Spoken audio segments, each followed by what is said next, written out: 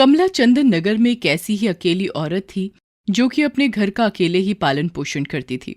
उसके घर में उसके 2 बच्चे, सास ससुर और एक निकम्मा पति था जो कि सारा दिन बस घर पर पड़े पड़े सोता रहता था। कमला चूड़ी बेचने का काम करती थी। देर रात तक वो चूड़ी बनाती थी और फिर दिन में उन्हें बेचने घर घर जाती थी। चूड़ी बेचकर उसे जो पैसे मिलते उनसे वो घर चलाती थी। उसका पति चुन्नीलाल कोई काम नहीं करता था और वो कहीं काम करने भी जाता तो बहुत जल्दी वो उस काम को छोड़ देता था। कमला उसकी आदत से बहुत परेशान रहती थी। एक बार की बात है, कमला और उसके पति चुन्नीलाल में कहासुनी हो जाती है। हे भगवान, ये कैसा पति मिला मुझे जो बिल्कुल ही निकम्मा निकला। क्या तूने मुझे निकम्मा कहा? तेरी इतनी हिम्मत! तुझे बताता हूँ अभी मैं। क्यों, कुछ गलत कहा क्या मैंने तो तुम्हें इतनी मिर्ची लगी? चुप कर जा वरना मुझसे बुरा कोई नहीं होगा। क्यों, क्या कर लोगे? नहीं डरती मैं तुमसे। कोई काम तो करते नहीं हो और दिन भर सोते रहते हो। कमला की बातें सुनकर चुन्नीलाल को बहुत गुस्सा आ जाता है और वो कमला को एक थप्पड़ मार देता है। कमला जमीन पर गिर जाती है। तभी उसके दोनों बच्चे वहां आ जाते हैं और अपनी माँ को उठाते हैं और कहते हैं, उठ माँ उठ, तू क्यों पिताजी को बड़ा बुरा कहती है? हाँ माँ, तू बेकार ही पिताजी को समझाती है, ये नहीं समझने वाले। और फिर वो दोनों अपनी माँ को समझाने लगते हैं। चुन्नी ये सब देख रहा था। वो कहता है, ये देखो माँ के चमचो, चले जाओ यहाँ से, मुझे बहुत नींद आ रही है, सोने दो मुझे। फिर कमला और उसके दोनों बच्चे वहां से चले जाते हैं। अगले दिन, कमला कहाँ है? कुछ खाने के लिए दे, बहुत भूख लगी है। लेकिन बहुत देर तक कमला नहीं आती। कमला की सास उसे सारे घर में ढूंढती है पर वो कहीं नहीं मिलती। अरे ये कहाँ चली गई सुबह सुबह? बच्चे भी कहीं नहीं दिख रहे, कहाँ चले गए सारे? कमला की सास अपने पति से कहती है, सुनो जी, ये कमला ना जाने कहाँ चली गई और बच्चे भी नहीं दिख रहे, जरा देख कर आओ बाहर कहाँ हैं सारे। फिर कमला का ससुर रात वाली बात बताता है कि कमला और चुन्नी में कहासुनी हो गई थी और चुन्नी ने कमला को मारा भी। सास सोचती है कि कहीं ये सब होने के बाद कमला घर छोड़कर तो नहीं चली गई। वो अपने पति से कहती है, इतना सब कुछ हुआ और तुमने कुछ नहीं किया? मैं क्या करता, पति पत्नी के बीच का झगड़ा था इसलिए बोल नहीं पाया। फिर कमला की सास अपने बेटे के पास जाती है और उसे जोर से उठाती है। उठ आलसी कहीं के, सारा दिन बस सोता ही रहता है, क्या किया तूने कमला के साथ? माँ के बहुत उठाने पर भी चुन्नी नहीं उठता। फिर उसको बहुत गुस्सा आ जाता है और वो एक लोटा पानी भरकर चुन्नी के सर पर डाल देती है। चुन्नी तुरंत उठ खड़ा हो जाता है और कहता है, अरे माँ, तूने ये क्या किया? पानी क्यों डाल दिया मेरे ऊपर? क्यों रे, क्या किया तूने कमला के साथ रात को? कुछ भी तो नहीं माँ, मैंने तो कुछ नहीं किया। तो फिर वो कहाँ चली गई? कहाँ चली गई मतलब? गई होगी अपनी चूड़ी का टोकरा लेकर उन्हें बेचने, आ जाएगी अभी। तू जा और मेरे लिए कुछ खाना बना दे। निकम्मा कहीं का, किसी काम का नहीं। शाम हो जाती है। कमला अभी तक नहीं आई, ना ही बच्चे। अब तो सबको चिंता होने लगी थी कि कहीं कमला सच में घर छोड़कर तो नहीं चली गई। फिर कुछ देर बाद कमला और दोनों बच्चे आ जाते हैं। अरे बहू, कहाँ चली गई थी सुबह से? तुझे पता है मैं कितनी परेशान हो गई थी। हाँ माँ, वो आज जल्दी ही निकल गई थी चूड़ी बेचने। ऐसा कहते हुए कमला उदास मन से अंदर चली जाती है और बच्चे भी। रात हो जाती है। बच्चे और कमला चूड़ी बनाने में लग जाते हैं। कमला की बेटी कहती है, मामा, कल से मैं भी चूड़ियां बेचने जाऊंगी, तुम मेरे लिए भी एक टोकरे में चूड़ी रख देना। नहीं मेरी बच्ची, तू तो अभी छोटी है, ये तो तेरे पढ़ने लिखने की उम्र है। पर माँ, मैं तो स्कूल नहीं जाती। हाँ बेटी, मैं तुझे स्कूल नहीं भेज पाती, क्या करूं? चूड़ियां बेचकर जो पैसा मिलता है वो तो घर के खर्च में ही निकल जाता है। हाँ माँ, इसीलिए तो कह रही हूं कि मैं भी कुछ पैसे कमाऊंगी तो तुम्हें कुछ मदद मिलेगी। नहीं मेरी बच्ची। और इतना कहकर वो बेटी को गले से लगा लेती है और कुछ देर बाद वो सब सो जाते हैं। आधी रात के समय जब सब सो रहे थे तभी एक साया कमला की तरफ बढ़ता है और उसके बिस्तर के नीचे रखे पैसे चुरा लेता है जो कि उसने आज कमाए थे। अगली सुबह कमला उठती है। वो देखती है कि उसकी बेटी तो वहां पर नहीं है और चूड़ी का टोकरा भी नहीं है। कमला समझ गई थी कि उसकी बेटी चूड़ी बेचने चली गई होगी। कुछ देर में उसे याद आता है कि उसने कल के पैसे तो बिस्तर के नीचे ही रखे थे। वो उन पैसों को ढूंढने लगती है लेकिन उसे पैसे नहीं मिलते। वो सारे घर में देखती है पर उसे पैसे कहीं नहीं मिलते। कमला अपना सर पकड़कर बैठ जाती है और रोने लगती है। उसे रोता हुआ देखकर उसकी सास उसके पास आती है और पूछती है, क्या हुआ कमला, क्या बात है, तू रो क्यों रही है? माँ जी, कल रात को जो पैसे कमा कर लाई थी वो मिल नहीं रहे, पता नहीं कहाँ चले गए, मैंने तो यहीं रखे थे। उसकी सास कहती है, अरे बेटी, तू कहीं रखकर भूल गई होगी, मिल जाएंगे, तू रो मत, कहीं चुन्नी ने तो नहीं चुरा लिए फिर से? पता नहीं माँ, मैं तो रात को सो रही थी, अगर ले भी लिए हो तो मुझे नहीं पता। फिर कुछ देर बाद उसकी बेटी वहां आ जाती है। वो बहुत खुश लग रही थी। वो भागकर अपनी माँ के पास आती है और कहती है, मामा ये देखो, पूरा टोकरा खाली है, सारी चूड़ियां बिक गईं, ये लो पैसे। कमला अपनी बेटी को गले लगा लेती है और कहती है, मुझे माफ कर दे बेटी, जिस उम्र में तुझे स्कूल जाना चाहिए उस उम्र में तुझे ये सब करना पड़ रहा है। नहीं नहीं माँ, तू ऐसा मत सोच, अब मैं रोज चूड़ियां बेचने जाऊंगी और पढ़ाई भी करूंगी, तू देखना माँ, बहुत जल्दी सब ठीक हो जाएगा। तभी चुन्नी वहां आ जाता है और कमला के हाथ से पैसे छीन लेता है। इतने में कमला की सास पीछे से आती है और एक डंडा मारती है अपने बेटे को। डंडा लगने से सारे पैसे उसके हाथ से गिर जाते हैं और कमला सारे पैसे उठा लेती है। नालायक, चल इधर ला पैसे, वरना आज मैं तुझे जिंदा नहीं छोड़ूंगी। बहुत हो गया तेरा रोज का नाटक। ये क्या माँ, अपने बेटे को मार रही है? कैसी माँ है तू? हाँ ऐसी ही हूं मैं, चल निकल मेरे घर से और दोबारा यहाँ कभी मत आना। अरे नहीं नहीं माँ, ये तुम क्या कर रही हो, माफ कर दो इन्हें। कुछ सीख मेरी बहू से, इतना सब कुछ होने के बाद भी तुझे माफ करने के लिए कह रही है, दूर हो जा मेरी नजरों से। चुन्नी वहां से चला जाता है। दोनों बच्चे अपनी दादी के गले लग जाते हैं और कमला भी अपनी सास को गले लगाकर रोने लगती है। फिक्र मत कर बेटी, सब ठीक हो जाएगा। अब तो सब मिलकर चूड़ियां बनाते थे और उन्हें बेचते थे। कुछ दिनों में उनका काम चल निकला। उनकी सुंदर सुंदर चूड़ियां दूर दूर तक मशहूर हो गईं और उनकी गरीबी भी दूर होने लगी थी। दोनों बच्चे भी स्कूल जाने लगे थे लेकिन चुन्नी अभी तक नहीं सुधरा था। एक दिन की बात है, चुन्नी बहुत बीमार हो जाता है। उसके इलाज में बहुत पैसे लग रहे थे। आप चुन्नी लाल का बचना बहुत मुश्किल है। नहीं वैद्य जी, ऐसा नहीं हो सकता, आप कुछ तो कीजिए। हाँ, मैंने एकदम सच कहा है। अगर चुन्नी लाल ने दोबारा नशा किया तो इसका बचना बहुत मुश्किल होगा।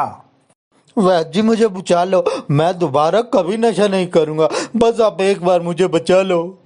वैद्य ने दवाइयां दी और पूरे घर वालों ने उसकी सेवा की, उसका इलाज कराया।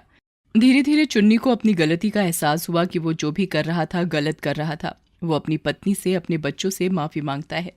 कमला, मैं तुम्हारा दोषी हूँ, मुझे माफ कर दो।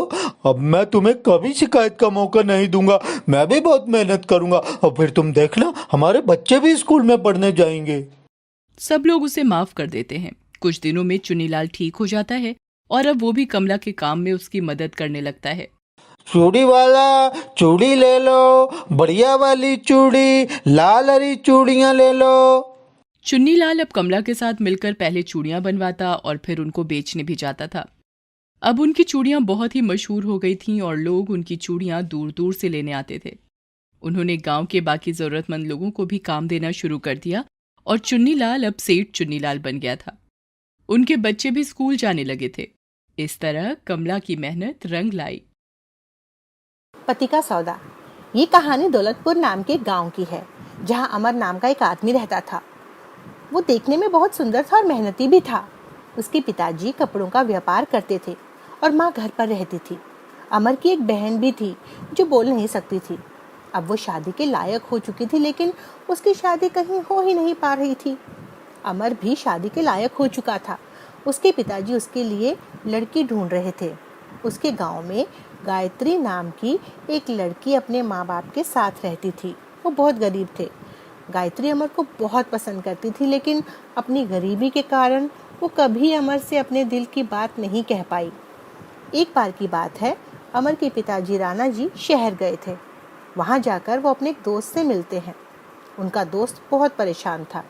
जब राणा जी ने उनसे उनके दुख का कारण पूछा तो उनके दोस्त ने कहा कि उनकी बहू ने उनके नाक में दम करके रखा है। राणा जी का दोस्त थोड़ा गरीब था, पर उनके बेटे ने एक पढ़ी लिखी और अमीर बहू से शादी की थी। अब वो उसकी और पूरे परिवार को उनकी गरीबी का ताना देती रहती है। राणा जी जब ये सुनते हैं तो उन्हें बहुत दुख होता है। वो अपना काम खत्म करके गांव लौट आते हैं। वो सारी बात अपनी पत्नी को बताते हैं तो उनकी पत्नी कहती है, वो तो कोई गरीब संस्कारी लड़की को ही अपनी बहू बनाएंगे। एक दिन राणा जी को पता चलता है कि उनके ही गांव में गायत्री नाम की एक लड़की है जिसके पिताजी उसके लिए लड़का ढूंढ रहे हैं। अरे राणा जी, लड़के बहुत ही सुशील हैं। आपके घर में आ गई तो आपकी बहुत सेवा करेगी वो। पंडित जी, हमको पैसे की कोई इच्छा नहीं है। हमको तो बस अपने बेटे के लिए संस्कारी लड़की चाहिए जो घर के बड़ों की भी इज्जत करे। तो बस माताजी, आपकी तलाश खत्म हुई। आप तो बस अब शादी की तैयारी कीजिए। अगले ही दिन वो अपने बेटे का रिश्ता लेकर गायत्री के घर जाते हैं। गायत्री को जब ये बात पता चलती है तो वो तो शादी के लिए तैयार हो ही जाती है, क्योंकि अमर तो उसे पहले से ही पसंद था। उसके लिए तो ये सोने पे सुहागा हो गया था। कुछ दिनों में अमर और गायत्री की शादी हो जाती है। गायत्री थोड़ी लालची किस्म की लड़की थी। वो खुश तो बहुत हुई कि उसकी शादी एक अच्छे घर में हुई थी, पर वो और भी अमीर बनना चाहती थी। उसकी बड़े बड़े सपनों की इच्छा थी। एक बार वो अमर से कहती है, सुनो जी, तुम अपना काम धंधा बढ़ाने की क्यों नहीं सोचते? क्यों गायत्री, हमारे पास तो सब कुछ है, फिर क्यों ज्यादा लालच करना? सब कुछ तो अच्छा चल रहा है। हाँ, अच्छा तो चल रहा है, पर ये कपड़े का व्यवसाय कुछ अच्छा नहीं लगता। तुम भी कुछ बड़ा करो जिससे कि हम और थोड़ा अमीर बन जाएं। अरे तुम भी कैसी बातें करती हो? इतना सब कुछ तो है हमारे पास। किस चीज की कमी है तुम्हें? अरे कल को हमारे बच्चे होंगे तो उन्हें भी तो एक अच्छा जीवन देना होगा हमें। और ऊपर से तुम्हारी ये बहन जो हमारे सिर पर बैठी है, इसके दहेज में भी तो कुछ देना पड़ेगा, वरना कौन इससे शादी करेगा? तुम इन बातों की चिंता मत करो। बहुत देर तक बातें करने के बाद वो दोनों सो जाते हैं, पर गायत्री को तो नींद ही नहीं आ रही थी। वो तो अमीरी के सपने देख रही थी कि उसके पास एक बड़ी सी गाड़ी है, बड़ा घर है, नौकर नौकरानी हैं जो उसके चारों तरफ घूम रहे हैं। अगले दिन अमर काम के सिलसिले में 1 महीने के लिए शहर चला गया और वो वहाँ पर रहने लगा। वहाँ उसकी मुलाकात एक लड़की से हुई जो कि बहुत अमीर थी। वो अमर को पसंद करने लगी और कुछ दिनों बाद उसने अमर से शादी की मंशा जताई, लेकिन अमर ने मना कर दिया क्योंकि अमर पहले से ही शादीशुदा था। देखिए सोनिया जी, मैं तो पहले से ही शादीशुदा हूँ, इसलिए मैं आपसे शादी नहीं कर सकता। अमर सोनिया को सब बता देता है, लेकिन फिर भी सोनिया अमर से शादी करने की जिद पकड़ लेती है। वो नहीं मानती और किसी भी हालत में अमर को अपना पति बनाना चाहती थी। अमर अपना काम खत्म करके घर वापस आ गया। सोनिया भी उसके पीछे पीछे उसके गांव चली आई। वहां जाकर उसने अमर के घर पर नज़र रखनी शुरू कर दी। धीरे धीरे उसने उसकी कमज़ोरी को पहचान लिया। वो थी उसकी पत्नी गायत्री। वो गायत्री से मिलती है और गायत्री को बहुत सारा पैसा देने की बात करती है। वो गायत्री से कहती है, सुनो गायत्री, मुझे घुमा फिरा कर बात करने की आदत नहीं, इसीलिए मैं जो बोल रही हूँ वो ध्यान से सुनो। पर तुम कौन हो और क्या चाहती हो? फिर सोनिया उसे शहर वाली सारी बात बता देती है। वो गायत्री को कहती है कि वो उसके पति से शादी करना चाहती है और बदले में वो जो कहेगी वो उसे देगी, यहाँ तक कि वो उसके पति की गूंगी बहन की शादी भी करवा देगी। ये तुम क्या बोल रही हो? तुम मेरे पति से शादी करना चाहती हो? तुम्हारा दिमाग खराब हो गया है। गायत्री, एक बार फिर से सोच लेना, या तो तुम सारी उम्र पैसे के लिए तरसती रहो, या फिर जो भी पैसा मेरे पास है तुम उसको लेकर अपनी जिंदगी भी आराम से जियो। बड़ी गाड़ी, बड़ा घर, एक बार ठंडे दिमाग से सोच लेना। गायत्री के मन में तो लालच इतना बढ़ गया कि उसने सोनिया की सारी बातें मान ली और फिर किसी तरह से गायत्री ने अमर और सोनिया की शादी करवा दी। सोनिया ने गायत्री को बहुत सारा पैसा दिया, बड़ी गाड़ी दी, एक बड़ा सा घर दिया और नौकर चाकर भी दिए। गायत्री का तो जैसे सपना ही पूरा हो गया। वो तो दौलत की चकाचौंध में इतना खो गई कि उसने अपने परिवार को ही भुला दिया। इधर धीरे से सोनिया और अमर ने नज़दीकियां बढ़ने लगी थी। सोनिया अमर का बहुत ख्याल रखती थी और उसकी माँ बाप का भी ख्याल रखती थी। वो गायत्री की तरह बिल्कुल नहीं थी। उसकी पैसे की बिल्कुल भी कोई ऐसी इच्छा नहीं थी, कोई लालच नहीं था। वो तो बस दिन रात अमर और उसके परिवार का ख्याल रखती थी। कुछ दिनों तक तो गायत्री को सब अच्छा लग रहा था। अब वो माँ भी बनने वाली थी, लेकिन उसकी माँ बनने की खुशी किसी को भी नहीं थी। कोई उस पर ध्यान नहीं दे रहा था। सब सोनिया को ही पूछते रहते थे। सोनिया ने भी कुछ ही दिनों में सबके दिलों में जगह बना ली थी। एक रात सब सो रहे थे, तभी गायत्री की नज़र सोनिया पर पड़ती है और अमर घर के आंगन में बैठा माँ बाप के साथ हंस हंस के बातें कर रहा था। गायत्री ये सब देख रही थी। फिर वो सोनिया के पास गई और कहने लगी, निकल जा मेरे घर से चुड़ैल कहीं की। मेरे पति और मेरे परिवार को अपने वश में कर लिया। निकल मेरे घर से।